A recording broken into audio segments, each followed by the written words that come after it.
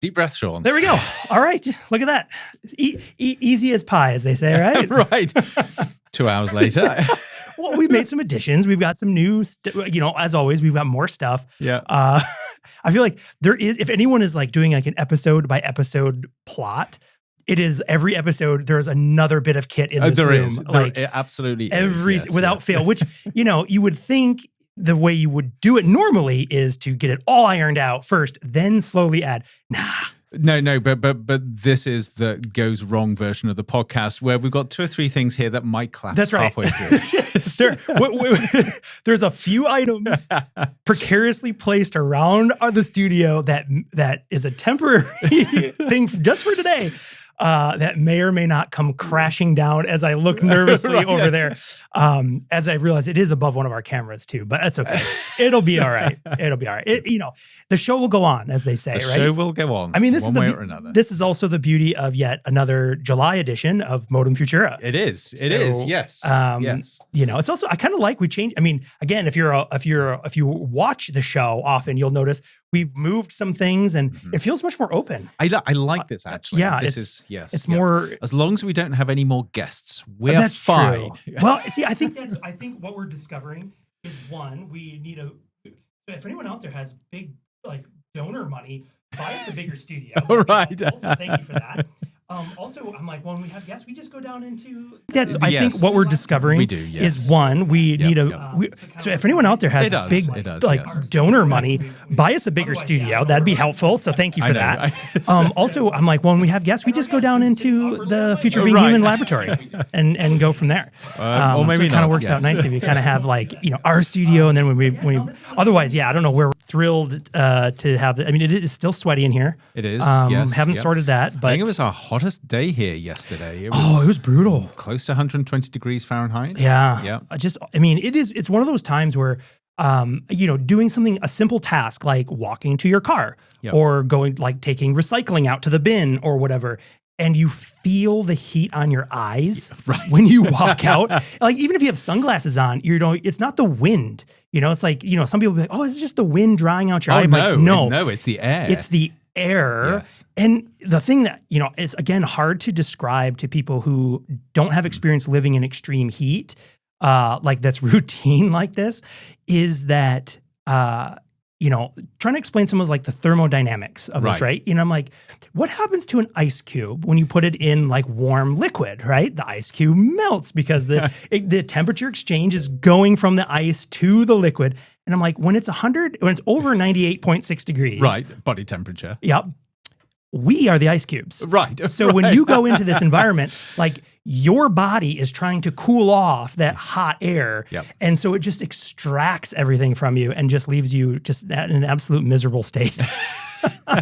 So I would also add to this, and this is the thing that never ceases to amaze me living here in Arizona, and that is those days when you go out and it's about 115 degrees in a dry heat.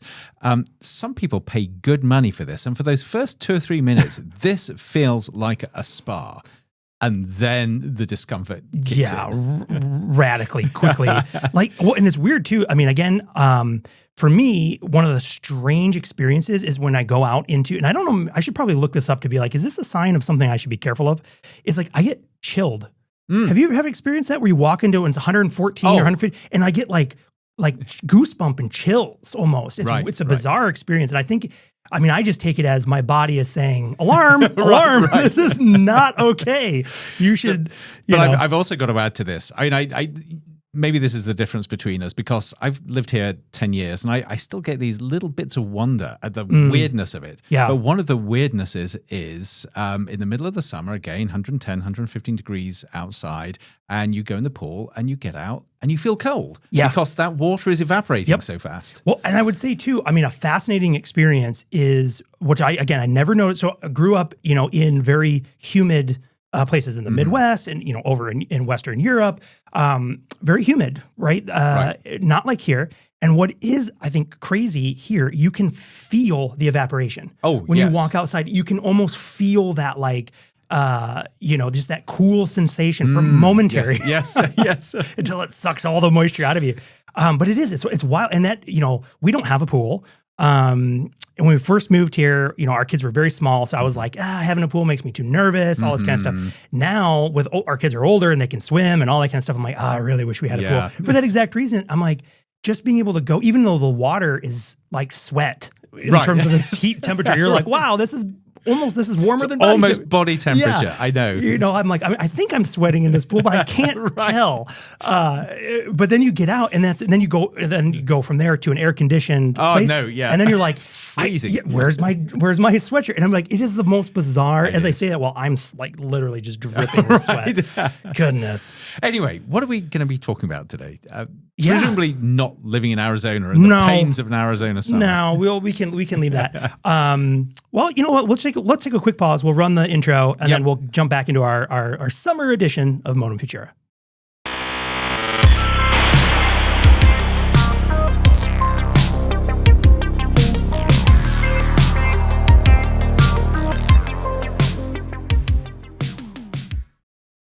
Okay, so quick movie update. I saw Superman.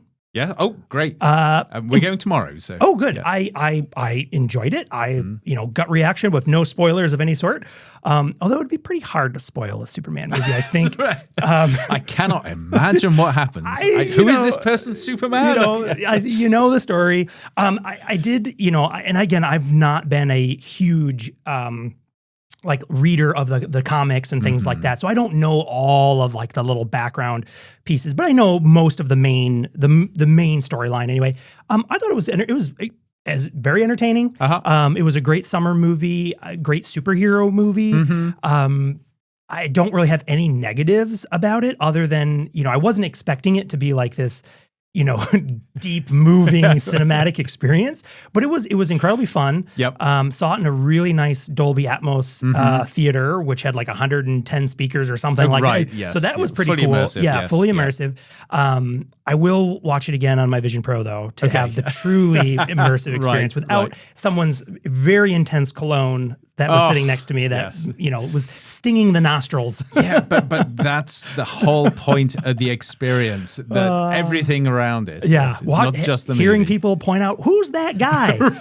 He's from the show we watched. And the couple next to you just chattering away. Exactly. And those are, but still, it was still a great experience. So I had a lot of fun. But yeah, and again, I think it was a fun ride. There were some unexpected like delights in it as well, from like different cameos and different little weavings of other stories kind of threading it through to kind of ground it. I thought was pretty good. Okay, good. So I'm looking forward to this as well. And it actually reminds me, we had this conversation off air the other day, but we ought to talk about Megan 2, which was the surprise for me. So you haven't seen I haven't seen either of them. And going like back when we talked to Taryn a while, and I forget how many episodes ago that was, she was mentioning that as one of these these new sort of emergent forms of storytelling because it has like an interactive app available to it. But so this to me, so your post was, I really liked it, and then you went out, and the initial reaction is like, Andrew fell down, hit his head. I don't know. I know, sort of all my academic cred just completely gone. But I'll tell you sort of what I liked about it. So anybody who hasn't bothered watching these, and I should say, sort of the first Megan came out a couple of years ago, and I didn't watch it. Okay. And I didn't watch it because I was so over this idea of a movie that's ostensibly about the dangers of artificial intelligence, which I thought was interesting, and then just turns into a bulk standard horror movie. Right. And I thought, I'm not in for this sort of playing AI up into a horror story. However, with Megan 2 coming out, I actually watched the original and actually thought it was quite good fun. But Megan 2 is very different. So the first one is very much in the horror genre. The second one is very much in the techno thriller genre. Okay, that's better. And plays up this idea of AI even more. But what really got me is, it's a really, really silly movie. There is because would I be wrong in saying that it's sort of like a new spin on Chucky? No, it departs quite a lot from Okay, Chucky. okay. Yeah, you might It's not a think that's a possessed super. doll. No, it's not Okay. a possessed doll, but it's an AI doll that ostensibly was sort of made as a child's companion, but a very smart AI doll. Okay.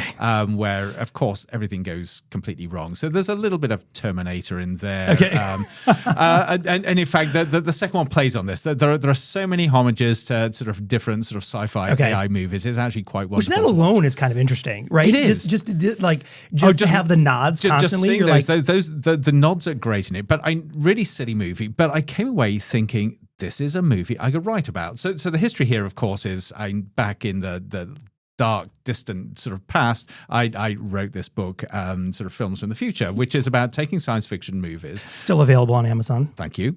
But actually doing a deep dive into how we can learn something about sort of emerging technologies and what they can do, what we have to be careful of, and how we think about them moving forwards. And those 12 movies were very, very carefully curated so I could sort of weave this narrative around them. And I came out of Megan 2 thinking, I could use this in a second volume of that book. I mean, I think that was the piece that was so interesting, was not just, that the movie by itself has like a piece of cinema or whatever. But again, all movies are fun. Yes. They're all these, even if you're like, you personally don't resonate with it and you're like, I can't recommend that movie. It's still a tremendous body of work, right? And But what's cool about it is that it pulls out all those narratives that you can use as a massive catalyst for just talking about exactly all these very relevant hot topic items. Yeah. So if you want to talk about sort of value alignment in AI, and it really goes deep into the idea of value alignment and the idea of the paperclip story. There's this. I actually think it's a crazy illustration, but it's been around for ages with artificial intelligence. The idea that you create an AI whose mission, whose value is to create paperclips. Yeah, and the paperclip maximizer. That's right, and it ends up turning the whole world into paperclips because its values aren't aligned with human values. So that's a big theme in Megan, this idea of value alignment. But then you've also got themes around neural chips, which is kind of cool. Yes. And a lot of conversations around AI ethics and what is appropriate, what isn't, guardrails, lack of guardrails, lots of sort of really interesting stuff about power and motives with humans and how they abuse technology. You're almost, I won't say I'm convinced. Well, and it's not because it's like I have I steer as far away from anything that's in the horror genre as much as I can't. I cannot stand it. Right. It does. I've always had an overactive imagination, and it preys on me.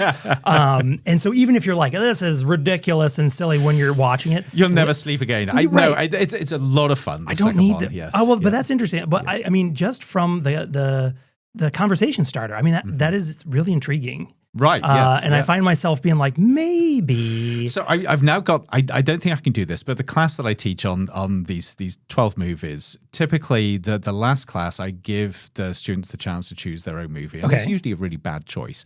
I was really tempted this coming semester to not give them that choice, but just to slip Megan in. And I don't think I'll do that. I think it's not fair on them, but I would love to be able to do that. Maybe I'll just put my thumb on the poll. Yeah. Well, it's funny too because I think about like that class. And like, I remember in my undergraduate studies, I took a film class, but it was, we watched, and I remember seeing it because the students who had gone through it before me were like, oh, you got to check out this course. We watched Star Wars, Lord of the Rings. And I'm like, yes, this is going to be amazing. We watched all like silent films. Oh, yes. I mean, they were great. But I mean, it did work. A lot of it stuck with me. I mean, we spent time doing deep dives on Nosferatu, the original, and like the French red, white, and blue, and all these. I have a rule in my class, and that is the films have got to be fun. They have got to be films where you want to sit down with a bucket of popcorn and just absorb it. Well, anything which is too intellectual, too sort of slow. No. Yeah. Well, and I would agree because I think those films should be saved for like film studies and things like that. Yes. Because the other challenge is like in a classroom environment like that, I imagine with these kind of movies, especially the ones that you watch, if you go through the list, you're like, oh, I've seen it, all that's cool. Yep. It's also the rewatchability from those students to show their family, their friends, these new insights because they've investigated the story. That's exactly what happens. So again, this is very much a stealth class. So I probably shouldn't do this, but I sort of partially advertise it as a stoner class. I know, because one of my first students, when we were sort of going through the debrief, they said, I thought this was going to be a stoner class. I just come in and just sort of chill out. But it's designed to be as easy and as inviting and as low pressure as possible. But what happens? This is the magic. Yep. I have students that go away and they'll sit down with family and friends and they'll pull out the film and they'll start watching it and start discussing it. Yep. It goes way beyond the classroom. They just cannot get it out of their head because of the types of discussions. And it's like ninja, like I know, like ninja. Done it. you just learned. Right. And not only that, I've injected that little seed. That's right. And not only that, you've gone the next step of you're trying to teach now. Because you're showing and you're sharing. And that's exactly it. Yes. In some ways, it's a shame that we often have to try to like Trojan horse, like the get you moment. But this works, and it works because it's unforced. I mean, I even have students bringing their mothers in to watch the movies. Like, come on, we don't have to pay for our Netflix subscription this week. Let's go. One thing I really like about that, though, and this is a more broad comment, I think, also is when you can create a learning environment that lowers it lowers their guard. Yep. Right. It's approachable. Yep. It's not, again, you're not like, we're only watching French, cinema. Right. And you're like, oh this is intimidating. I don't want, and whether it's a film class or any other type of course, if you can make the barrier for entry lower, people come in, they're more relaxed. And then by doing exactly what you've done in that particular case, you can weave in these deep ways of thinking and being critical and creating new opportunities for conversation, investigation, reflection, all of these things. And it's done under the cover of, we're going to approach something that is fun or easy to, take that first step. And then from there, where it goes, it can go very deep and be very intense. That's exactly it. Yes. Yeah. And it works as a pedagogical tool. It is incredibly powerful. The only difficulty is convincing people who think that you've got to have really hard exams and assessments. Yeah. Because those don't exist in something like this, but the learning is accelerated because of that. And, and a lot of times in education, we talk both from the student side and from the educator side about sticky moments, right? Yes. So how do you, as a faculty, like, how do I create sticky moments? And as a student, when you think about these sticky moments, these are the things that, if you yourself are listening and you've been removed from formal, education settings for a year, 10 years, 20, multiple years, what are the things that you can still remember that still stick with you? Yes. And those are those sticky moments that if you can find a way where they happen sort of organically and contextually relevant.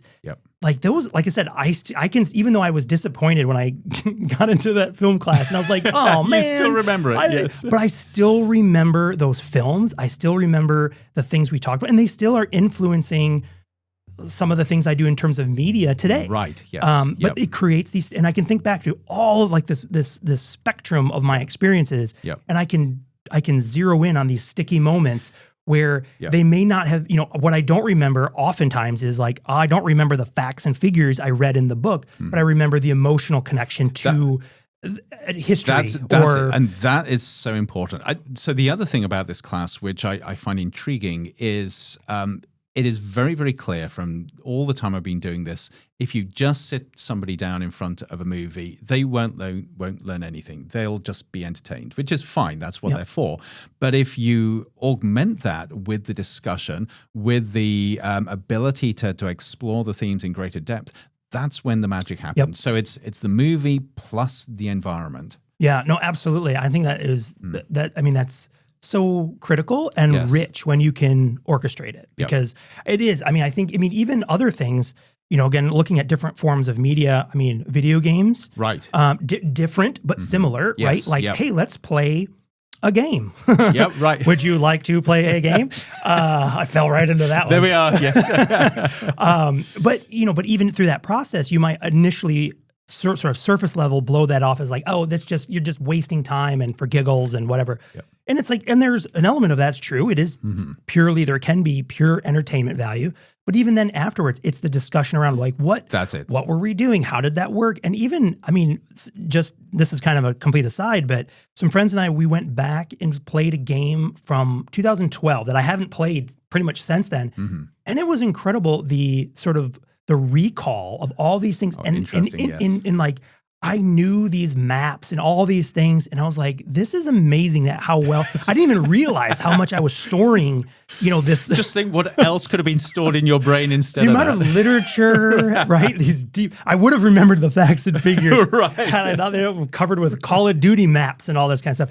But it was just interesting. And then, again, having those discussions around these games and how they progress, you start talking about the craft. You start talking about that's it. Yes. why, and also, I mean, I would say anyone who's plays video games who's, my age, so over 40 especially, there is a very steep drop off on on like our ability to hang with like the younger kids who are playing these, you play these multiplayer games and you just get destroyed, and you hear on the headset, it's like a 10-year-old who's like, I own you. And you're like, what? Why are you talking this way? But very quick. And then, but even then looking back, we're like, did I get worse? Or you look have things just changed. And you look at the games, and one of the things that's very interesting, if you look at the speed of the gameplay and all this kind of stuff, is how much the game industry, in many ways, especially with like the category of first-person shooters and things like that, how much they have changed to emphasize speed and like dizzy. And I'm talking like dizzying speed. Like it's crazy. We're getting to the point where you need that neural chip in order to actually play these things. It's no joke. But it is interesting because you're like, well, yes, I'm sure there is also the loss of motor acuity and skill over time with age and all that. But also the game industry has changed, and and it's like, who's buying the games? Where is that market? And it's a younger, more skewed, who are more adept to that that capability. But also, it does attest to the sophistication of these. Not just the game, but the community that you're part of. Yeah, absolutely. And and that's so that again, just kind of coming back to like the film stuff. But what is fascinating about that, or I would make the extension of any media, is again the investigation of it to understand what its role is. Because again, going back to sort of all the McLuhanisms around media, all media work us over, and they work us over completely. And so that's always that question, is understanding, where am I in this process? and I had never made that connection before, but that is so relevant to this class. Yeah. Because effectively the medium in the class is the message. Yeah. I mean, it's the fact that I'm immersing these students in an environment where they become part of the story, and their brain is engaging on multiple levels. And it's it's phenomenal. And I feel like it's sort of like, well, this might be over the top for some people, but I would say there's almost this like epiphany, or this new world that opens to you once you become aware of it. Oh, absolutely. Right? So if you're just like, I'm just me, that's fine. And I think a lot of people have that experience. But if you start thinking about, again, how you fit in this bigger sphere of the media, the message, what is actually happening here? What is the power of, that's kind of like the whole giveaway of that sort of pithy term, right? Is it the individual movie doesn't mean anything.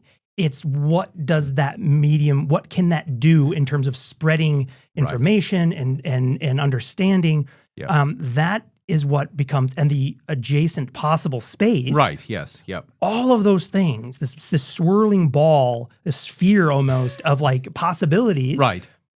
That is what becomes important. And where you fit within there, all of a sudden you look at things completely differently. Right. Yes. And how you interact with media, or how you feel about stuff, suddenly you have this, the way I've tried to explain this to my students in the past too, is like, this gives you almost like a superpower to understand, like when you see something, that you don't just take it at face value. Right. You instantly start asking questions about it. Yes. Who stands to gain from this? Where did this come from? What's the motivation? Right. Yes. Is this really the thing that matters, or is it the platform that You matters? must be a really real downer going to movies where everybody's just enjoying the movie, and you're saying, No. have you thought about what the ulterior motive is here? How are you being manipulated? What do they want you to think? I'll stand up in the crowd. You people realize you're all being manipulated here. Right. Yes. Let me put my sandwich board on and what? No.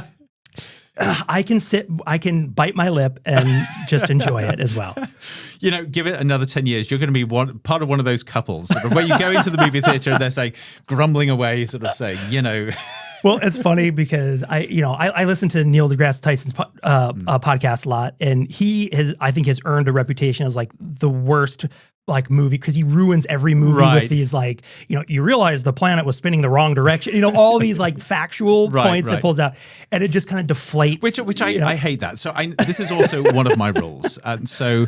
I am absolutely fine with movies that make no physical sense whatsoever. Sure. And I get really annoyed with people that pick movies apart saying, well, that isn't physical reality. That would never happen, because that's not the point. No, it's not the point. The point is the storytelling with humans at the center of the story. That's it. And I think I may have mentioned this before. And when I go to movies or TV shows, same thing, I don't have any problem suspending belief, right? Or suspending reality. It's so long. And my biggest complaint, though, is when something is internally inconsistent. I know, yes. That's when I start going, oh, come on. Yes. Because that usually is, and there's lots of examples this way and the other, but a lot of times for me, that becomes such a pet peeve because ultimately it tends to be plot armor, where they'll break the rules because they need to make some weird thing happen, or like the villain is somehow untouchable and all this stuff. And you're like, you don't need that. I'm like, ugh. But yes. Yeah, it's... Well, I mean, so part of that is the God in the Machine thing, which actually brings in sort of the movie Ex Machina, which sort of is a play on that. But the idea that everything goes impossibly wrong, and then you just have the touch of the God to make everything miraculously right. That's right. It really irritates. Yep. I refer to it as plot armor, right? Where it's like, this character can't die. So therefore, weird, miraculous things have to have to happen in order for that to take place. But actually, while we're talking about this, one thing I think would be, I want to ask you about, because I think it'd be interesting to explore. And I need to look it up unless you know them off the top of your head. The 5 known, I know there's 5, the known like plot story devices of all stories. It's man versus, I should look this up to get it right. Do because I'm actually a little skeptical about this. They're the same as the sort of the steps of the hero's journey. There are these sort of structures, but yes, the sort of 5 basic sort of archetypal stories. I have them. Okay. Yes. Yeah. So it's I'm going to use man, but it's we'll say human. We'll say human. Yes. So human versus human. Yes. Which is basically conflict between 2 characters. Yep. Then there's human versus nature. I should say character instead of man. That just it doesn't have to be a human. Yep. So character versus nature, where the character is up against natural forces. Yep. Then there is character versus society, where the character faces challenges against societal norms or laws. Yep. Then there is character versus self, which is about internal conflict. Yes. Yep. And the final one is character versus fate or supernatural. Right. And the gist of those is that all storytelling fits in there somehow. In one of those 5 or multiple. Yes. But that's it. Yes. And that humans are not capable of telling any kind of story other than these 5. Yeah. And what I was thinking about, the reason I had looked this up, that I got it so quickly because I had looked it up previously. I was walking to Trader Joe's or something, and I was thinking about this. Yep. One of the weird things I walk and think about. Right. And I was like, I'm curious with developments in AI and sort of the co-piloting different story devices, is if there is a way to come up with a 6th version of this, or what would there be, or why are we limited to these? Yeah. Unless they're just broad enough where no matter what, you could always, they can subsume anything that you decide is new. That's what I'm thinking, because in each case, there's the character at the center, which, yes, is sort of human, but also it's a proxy for human. So if you have an animal story, it's still character. We love the story because we can project ourselves onto the animal, or we can sort of feel that empathetic connection. But I wonder whether they are so self-evident that it's possible to fit anything, no matter how weird, into it. And that's, I mean, I didn't get anywhere. I just thought about this for 45 minutes. Because that's one of the things I'm wondering, and also part of it is there a story that, I don't know, there's a part of this too that always triggers me as, again, this like selfishness of us to, again, whether it's an anthropomorphized, fuzzy bunny or, robot or whatever, we can't help but project ourselves, the human, as the character in some way. Yeah. And I'm like, is there a story that does not allow that? And I can't think of anything. And if there is, would it be a story? Would it be a story, or is it storytelling is innately human? It's sort of it has to resonate with us. Otherwise, what's the point? But here is the extension. So you look at artificial intelligence, and you'll have some people. This is right on the fringes of thinking. Some people would argue we're effectively in the process of developing an artificial form of intelligence, and in that it's not human, it's alien. So if we get to that point, what will the stories that AI tells itself and others be like? Yeah. Will they still fit this archetype? Is this so universal that the AI will put itself into the character position and all of this will fit like a hand in a glove? Yeah. Or will there be other forms of stories that are utterly alien to us? Yeah. I don't know. Right. But that's what I think that fits in nicely, because that's what I was kind of thinking. I'm like, is this also potentially one of those examples of the limitations of just the human mind, right? Where we aren't capable of telling stories, or even telling stories doesn't make sense. But I don't know. It's hard for me to articulate what I'm like. Yes. But I think part of this is I'm sort of thinking about the metaphorical human shape. Yeah. And the human shape, sort of whether it's physical, whether it's emotional or whatever, has a particular form, which means that there are only certain things that it can do. We can't do an infinite number of things. We're kind of, in some ways, we're prison to our embodiment in some ways. That's right. You can't suddenly start sort of breathing nothing but nitrogen and live. So, I was gonna say, you can. It doesn't last very long. Right. So I mean, it wouldn't be particularly clever of me to say, yeah, you can have a human in any situation, but I bet they're breathing oxygen at some point. Yeah, of course they are, because that's our biology. Yeah. I mean, that's sort of part of the shape of being human. It is. Yeah. And there's something, I don't know, there's something about it where it just, it strikes me as it's something very simplistic, but also very limiting. Yes. Where it makes me then I start thinking, this is what happens when I go for a walk, as then you start thinking about this stuff. But then I start wondering, so also just about our own understanding of our own consciousness and intelligence and the mind and all these other pieces, where I'm like, is it a limitation that the humans aren't capable of a higher order of mind or intelligence to be able to truly understand why this is a limit? So you've got me thinking about this now. So I didn't intend for us to go down this deep of a philosophical, talking about a stoner class. But this is the trick. Yeah. You start off easy and inviting and curious with no pressure, and you suddenly discover yourself having these deep conversations. I mean, we started with Superman and Megan 2, and we ended up here. We did. But so here's where I'm pushing. This is just one example, and there are a number of these, and it's a book, a science fiction book from Ian M. Banks called Accession. Okay. And it is a book which is primarily with the characters as being these super artificial intelligences, these machines that are so far beyond human cognition and capability that they're almost like gods. And in his world, he has this really interesting dynamic between the AIs and humans. But the whole story in Accession is about these AI superbrains experiencing something in the universe that they can't explain. And that is the tension in it. It's them trying to make sense of this thing which is new to them. And I'm wondering whether that comes into the category of an attempt to push storytelling beyond the bounds of what's merely human, or whether it does just collapse into one of these 5 categories. And I think it might be right on the edge. Yeah, it's not. I'm not familiar with that particular book, so I'll have to put that. We'll add that to the summer reading list. Yeah, and it's one of the harder books of his. But you talk to sort of various people in the tech community. So, for instance, Elon Musk. It's one of his favorite books, and I think because it goes beyond challenges human, a lot of those, and it looks at sort of what happens if we have this completely alien form of intelligence that still is challenged by something that it doesn't understand. Yeah, well, and I think that's also a natural progression of where some of the things that I think we'll have to grapple with sooner than later in many ways is this idea of an alien intelligence that we are creating, right? Alien to humans, but not from. Not extraterrestrial. That's just right. Yes, alien, homegrown aliens. Homespun alien language. Right.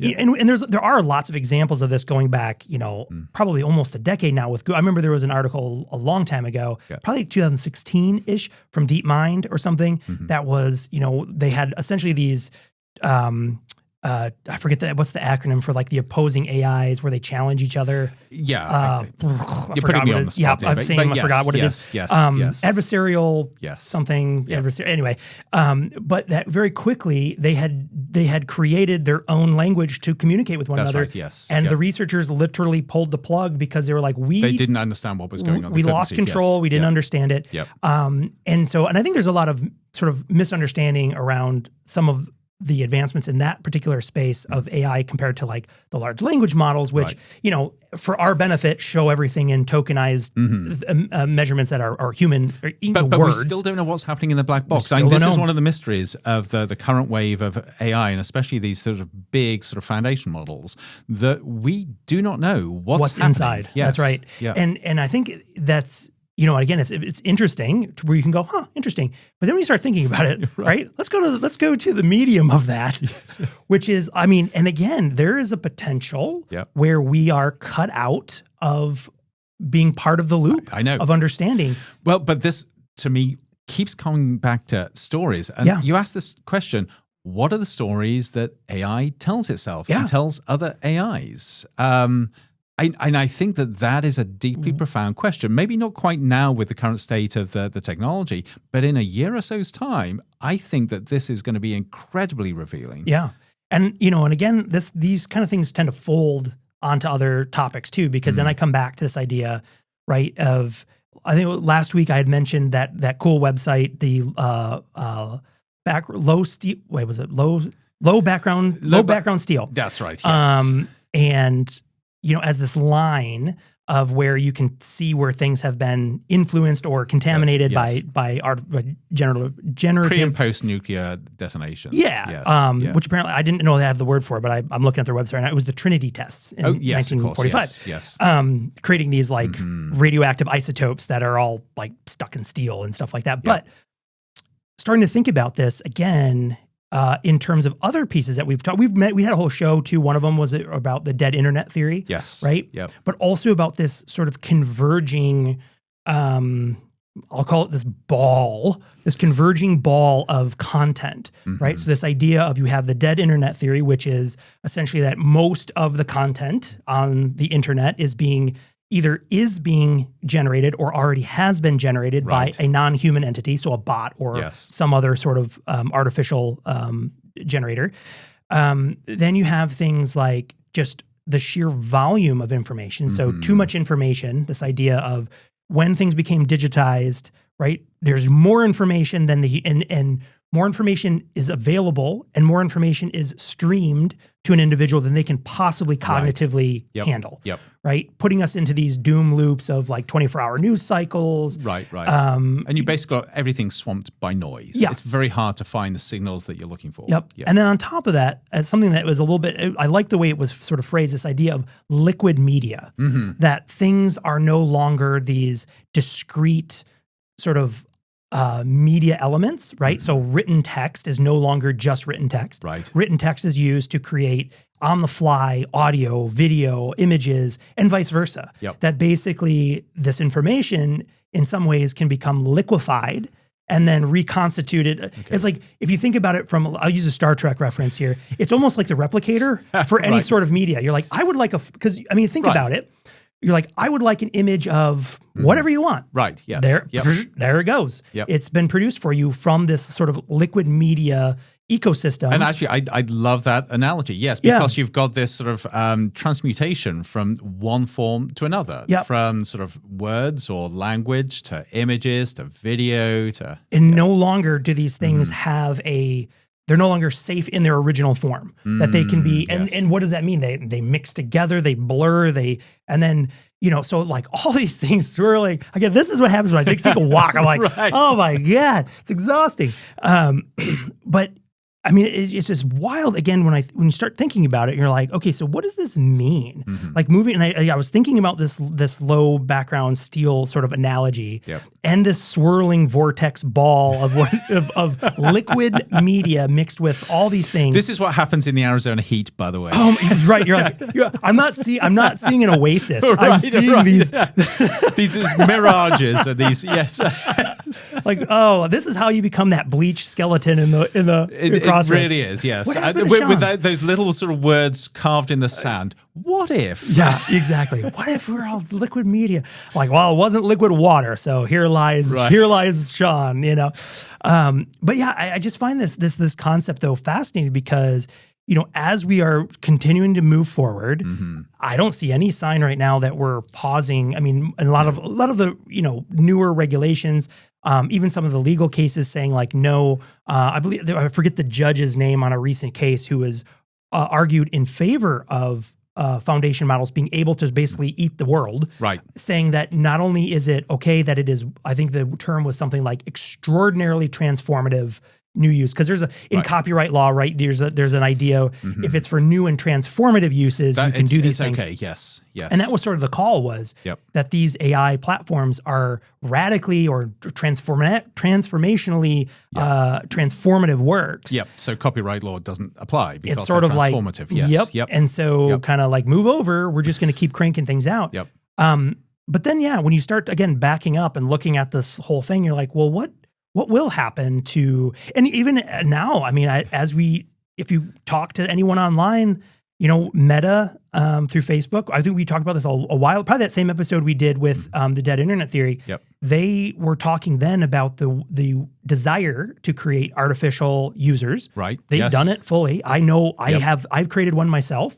I don't use it, but I was like, this is so easy. Yep. But they're flooding social media with these artificial entities, right? That are not there to just like your post. They're there to prolong engagement. Right. So it really starts to question, you know, through the, again, while you're looking into this what's real?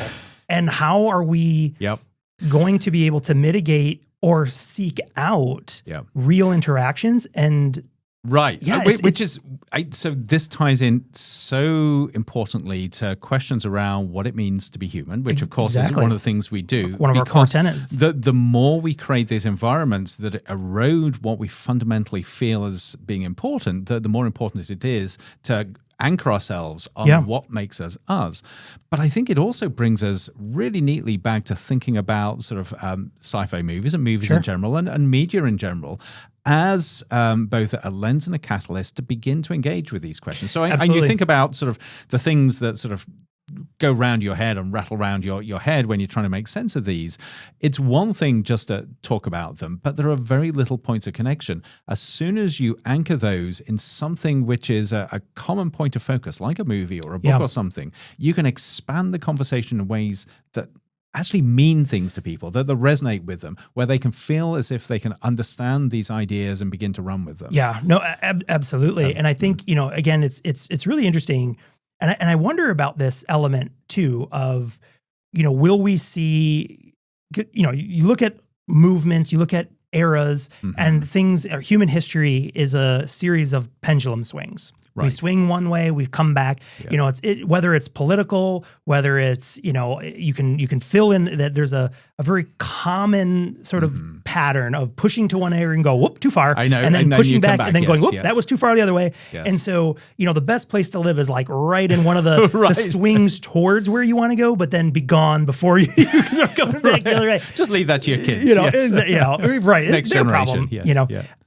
But I do wonder if what will come in, you know, the next generation or maybe the generation after, or maybe even sooner, you know, because if you look at the youth today, so kids who are in, you know, elementary school, middle school, high school around the globe right now are doing so with artificial intelligence. They're being like this whole, you know, liquid media, the soup of information. This is the norm to them, yes. And I do wonder if there will be a pushback to this and what that will look like in terms of, I mean, we see, you know, I mean, I remember when I was in college and stuff, that's when like the hipster movement, like, you know, it's like suddenly vinyl was really popular again and these kind of things.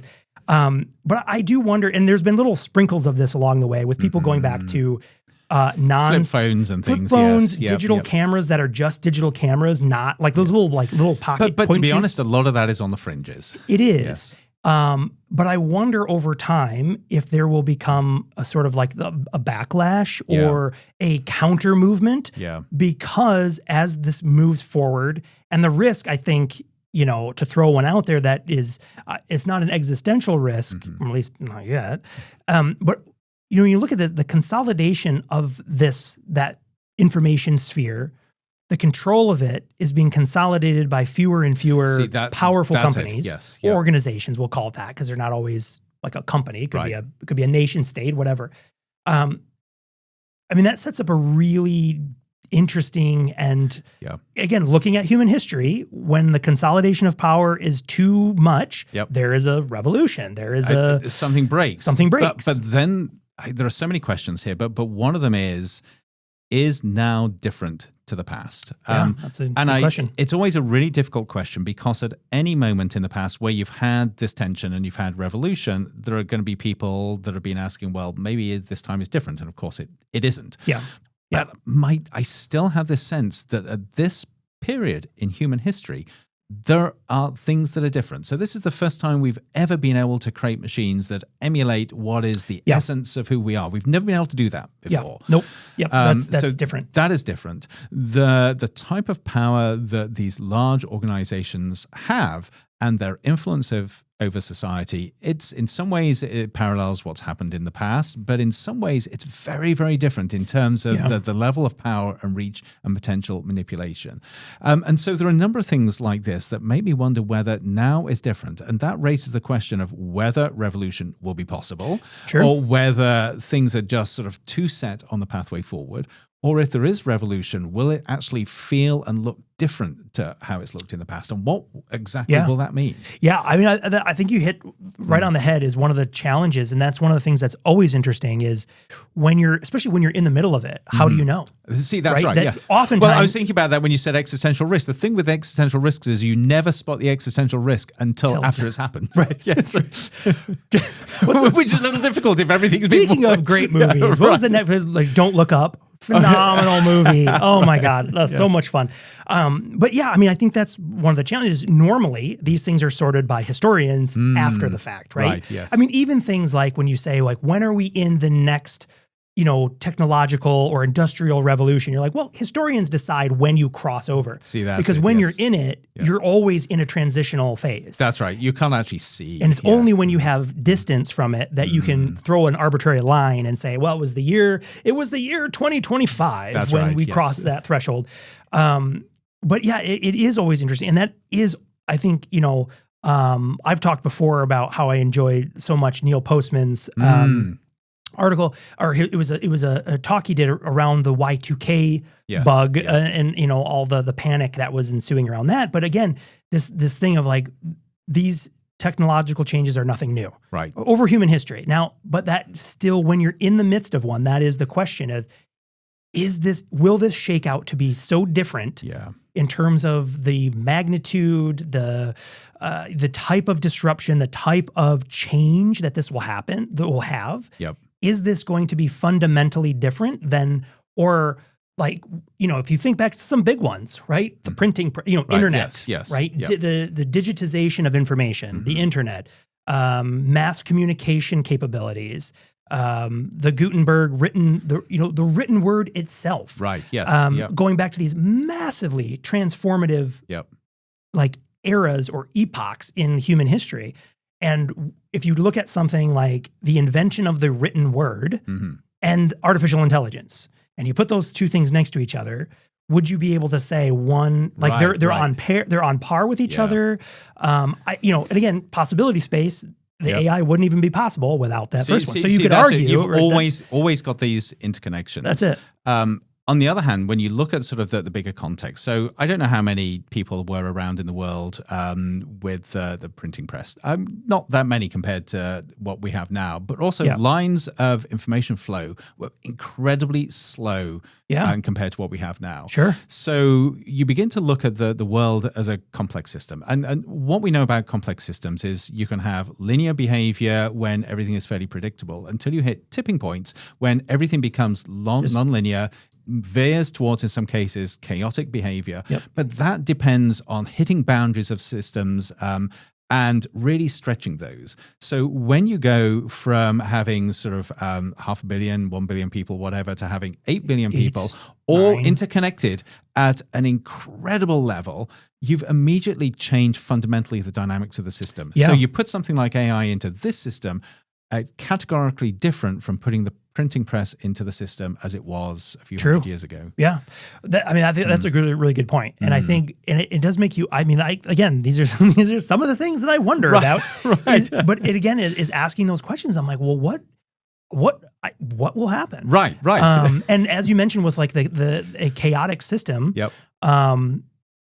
I can't resist a callback to our friend Ian Malcolm with chaos theory. This is why these movies are so good. So damn good Right. because you could we could always come back to it. Ian Malcolm of Ian Malcolmism at some point. The chaotician. The chaotician. Yeah. But it is, you bring back this element of chaos where, you know, a very small, subtle shift or change has unforeseen ramifications that could be either catastrophic or it could be beneficial. However, I mean, even catastrophic things can be beneficial. Right. But and here's how we've managed this as a species for how many millions of years. We've managed it by effectively sort of having this ability when chaos happens, when tipping points happen and everything changes, we've had the ability to innovate out of it so we reach that stable point again.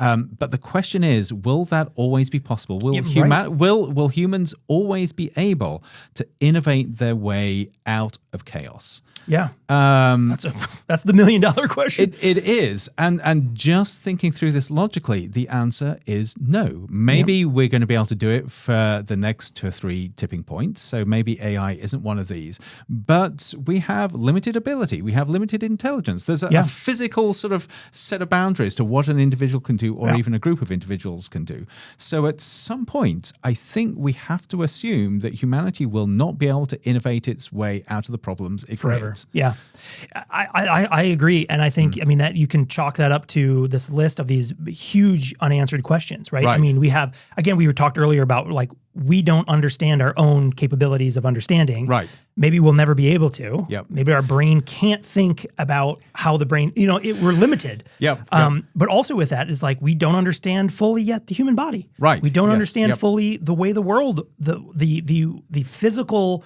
world around us, we still don't understand, have a complete picture of that. We're full of hubris. We think we do, but we actually we don't know understand lots of stuff. Yes. But we are far from knowing everything. Right. But here's the really lovely sort of juicy twist to this, and this is something that some people argue, and they will argue that no, humans cannot innovate their way out of every problem that's going to come, but maybe artificial intelligence can. So maybe this is why we've got to invest so heavily in AI, because this is going to be our savior when we make a complete and utter mess of things. It's possible. Or that could be the mess. or we come back to the paperclip maximizer with the poorly aligned AI who says, you know what? We got it from here, people. Yes. You can just become like the little mammals that scurry around underneath our data centers. That's right. And I've got to throw this in. This is probably a good way to sort of segue towards wrapping this up. You go back to Megan 2. There's a really, really nice callback to Microsoft's Clippy at the end. So you've got the connection with the Paperclip maximizer and Clippy, that awful sort of pseudo AI assistant, if anybody would remembers this. Oh my gosh. I just remember like the first time you saw it. So I think I was probably a kid still. It was the 1990s, wasn't it? Yes. And you would have that first like, it had sound. It was like the ding, ding, like it was tapping on the, because back then, gather around kids, once upon a time, your computer monitors were glass because they were CRTs. So it had the little it was inside the machine. It was like ting, ting, ting. It looks like you're working on a paper. And you're like, this is so cool. And then, of course, it couldn't do anything. It was awful. And then by the third or fourth time you saw it, you're like, okay, joke's over. Right, yeah. And then after that, you're like, I hate this thing. Like the amount of the loathing that poor Clippy. And that, in some ways, the Paperclip maximizer is their revenge. There we are, yes. Now, there's a story we can run to Hollywood. Absolutely. Who needs Megan 3? We have Clippy, the Paperclip maximizer. Right. And then you got Clippy 2, Clippy 3, Revenge of Clippy. This is franchisable, man. We're talking, this is like, we've got a gold mine here of summer blockbusters. Oh, well, I don't think we can top Clippy, the Revenge of Clippy. Yes. Revenge of Clippy. I don't think we can top that. So we should wrap this up. I think we can wrap up this yet again another thrilling adventure of Modem Futura in July, the summer edition, where we get all kinds of wacky stuff. Where we start off with, I love it. We went what a thought train we were on this one. This is a good one. So perfect for a stoner class, I think. Perfect. Yes. So anyway, just massive thank you for all of our listeners for supporting Modem Futura. Again, would love it if you could give us a rating and review. It helps people discover us, and it's fun. We've been climbing through the ranks. And actually, this is officially our 40th Oh, episode. it is. You're right. Just like me, this podcast is now over 40. So there we have it. That's it's over the hill. Do they still say that? No, it's just maturing into its glory years. That's right. Yes. It's like a nice, a fine bourbon or a good wine. It's just now starting to come into its drinkability. I'm not sure how many good wines are 40 plus years old. But It also shows, I'm like, here's some 40, it's just vinegar now. right. No, don't go there. Well, we promised it. We have now become more mature as I try to feed you. Try and convince people of that. As I try to feed you vinegar. Right. But yeah, no, this is fantastic. Yeah, 40 episodes. That's wild. But yeah, it's been wonderful for the support we've had. It's been amazing. I don't look at the statistics all the time, but when I do, it's always encouraging to see like we are climbing through the ranks of the podcast charts, but those ratings and reviews are honestly what give us the biggest impact on those charts, because that is how speaking of AI, that is how all the machine generated algorithms help people find and discover our stuff. And so, continue. Thank you and ask for you to do that. And hopefully you enjoy some summer movies and some fun times. And Andrew, always a pleasure. This is so much fun. Same here. I'm hopefully you didn't get any sweat. We're far enough apart where at least I didn't sweat on you, so that's good. And the studio didn't fall apart. So that's right. We're gonna sign off before anything comes clamoring down. And we'll look forward for another summer edition next time on Modem Futura. We'll see you there.